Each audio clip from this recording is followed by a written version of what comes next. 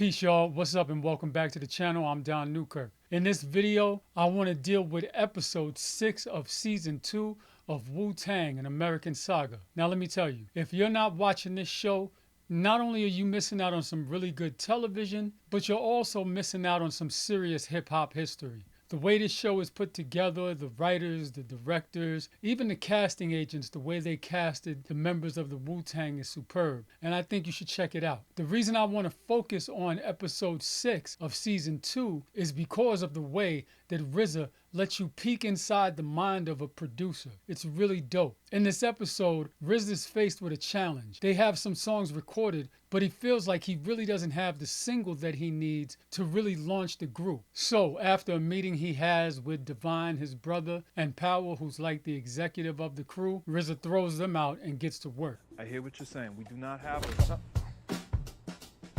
Oh, all right. Well, I guess we're leaving then.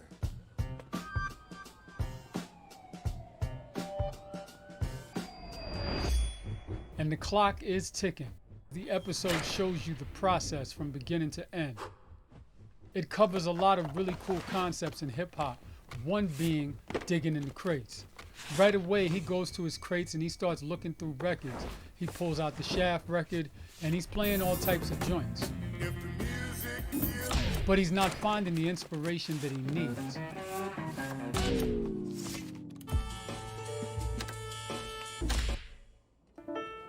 And the clock is ticking. He's working, he's going through records, you see the time passing by, and then the phone rings. Studio's booked for tomorrow. For tomorrow? Tomorrow. The only time I could get. They booked for the rest of the month, you know what I mean? Yup, now the pressure's on. Now he's got to get in the studio tomorrow. Yeah. Not finding the inspiration that he needs in his own crates, he does what any producer would do, and this is when the episode covers another dope concept, record shopping. So we see RZA in a bunch of different record stores. He even goes to this like really cool bohemian basement, dread roster type record store to shop for some joints. This is when record stores were record stores. Back in the day you had a lot of them, but nowadays not so many. And it was cool because they even had turntables set up where you could listen to what you were about to buy. Oh, I miss those days. Still not finding what he needs, he goes to another record store. And there he runs into another producer, which is another concept that this episode covers, which is the rival producer. Yo, what up with Dennis? Yeah, he's cool. There's a guy that family. Dennis, Ghostface, was working with as well. Tell D-Lover I said what up. Oh yeah, I forgot y'all be on that kung fu shit. And he sees that he has a bag from the Jamaican record store he just came from. Oh, shit. I was just there. This shit was kind of dry, though. A little stale. I mean, I guess it's easy to miss shit when you don't know what you're looking for. This is the type of banter that goes on between record producers. It's really funny because these things used to go on and still go on to this day. Real hip-hop heads, they love to go record shopping. And most of the producers, especially the big ones from back in the days, they started out as DJs. And then he sees it, that one joint that might just bring him that inspiration he needs. Check dude trying to look over his shoulder to see what he's buying though, it's crazy. RZA then goes back to the crib to go through the records that he just bought, hoping to find some inspiration. Something to sample to get it started. And while he's back at the crib, he's listening to the records. This is where the episode goes seriously metaphysical, and it's part of the reason I wanted to do this breakdown. Because now we're getting a look at the inner workings of a creator. He starts to visualize, he sees the singers, the musicians, and they all appear right in front of him in his studio. And he starts to rearrange the song right on the fly. First, he makes an a cappella. Then he turns down the other instruments and brings in the guitars by themselves. This is definitely taking creative license on the part of the show because you couldn't do that with a record. Nowadays you can with artificial intelligence, but I think it gets the point across pretty well. We get this really cool metaphysical part of the show where he's sitting there and he's talking to, in his mind of course, his uncle that he used to live with down south. You know Stevie Wonder wrote this, right? You should know. I only played these boys for you 10, 20 times. I do remember alcoholics. That's why I had to pick them up. And they're building on the records that he's listening to. Good man. And they start vibing and going in, you know, checking out the old school records. It's really cool because now he starts to reminisce in his mind. He starts to think about when he was a kid down south with his uncle and how he used to watch the Fireflies with him. So this is what goes on in your head. It's like Radio City. And then RZA starts to sample some stuff, spin some stuff back, speed some stuff up.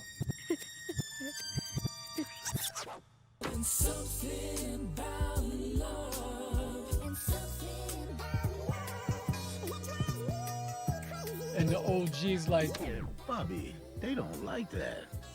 It wasn't what I needed it to be. So I had to pick them up. Oh, damn, Bobby. what's really dope is in RZA's mind, you get the concept of him being in the studio with the musicians that cut this record.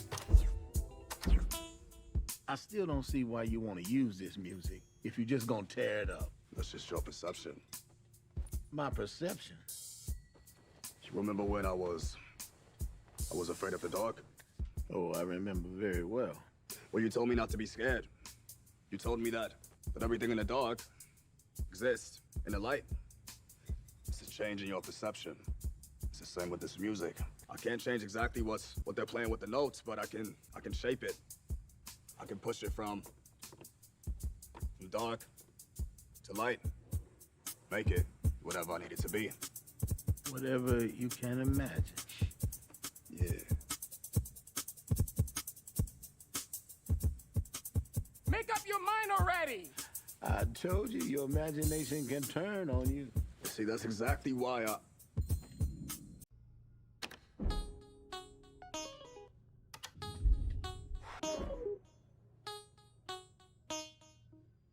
Keep that shit going.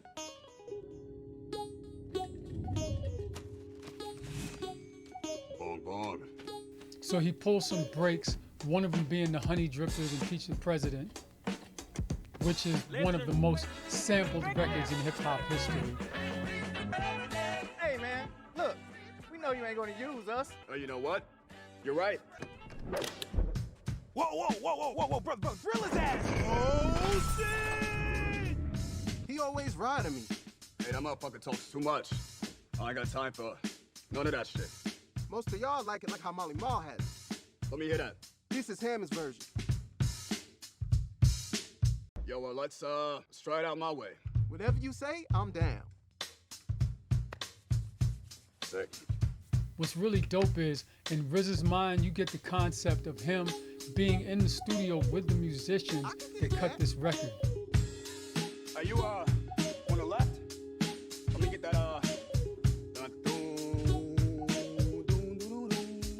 And this is really how a producer works. If you're in the studio and there's a bunch of musicians, this is how it works. You get it like this.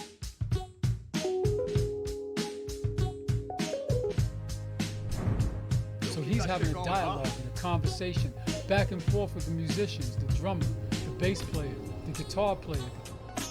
And just like that, in RZA's words, bong bong, he completes the beat. And not a moment too soon, because he has to be in the studio the next day to record the vocals. And that's gonna wrap it up for part one of this video. In the next video, I'll show you the session where they actually recorded the vocals and how he flipped the beat to a whole different track to where it became the now known classic, Protect Your Neck. Thanks for tuning in. If you haven't already subscribed, like, hit the notification bell so you can see the next video and all my other videos, and comment below because I really want to know if you've seen this episode, if you did, what you thought about it, if you're watching the series and what you think about the series, because I think the series is off the fucking hook. All right, till next time, I'm Don Newkirk. Peace out.